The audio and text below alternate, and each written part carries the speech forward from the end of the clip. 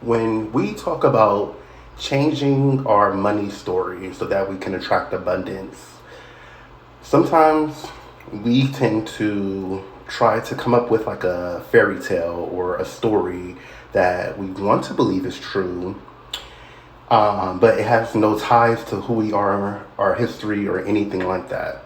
And so, what we'll tend to do is we'll go, I woke up a millionaire and I paid off all of my debt and then I paid my rent for a year and then I moved out my apartment and I fixed my credit. That is not what they mean by tell a different money story. Now, that could be a scripting or visualization technique or exercise, and that's totally fine to do for that purpose. But when they say tell a different money story, they mean this. In 2021, during the pandemic, I was on unemployment after getting laid off. I was receiving the full max amount, and y'all already know how much that was. It was a substantial amount of money. I really didn't do much with it. Kind of blew through that. I could have been building a business. I could have been investing. I could have been saving. So you see, that is the money story most of us have. Basically, what we have is a negative money story like that of our past. But instead, we could reframe that and say, during hard times, I wanted to feel normal.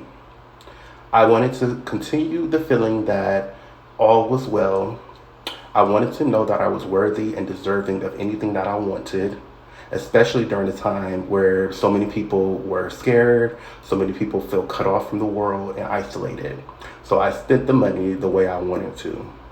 And now I know that it is wiser to bring things into balance. Now I know that saving and investing is just as fun as spending. I'm really good at spending money on the things that I know that I deserve. I'm really good at putting money into things that I really enjoy. And now I'm choosing to enjoy seeing the numbers grow in my account, the balance grow in my account, the amount of debt decrease, the amount of investments increase. I like that now too. I want that now too. And from this point forward, that is going to be a part of the money story.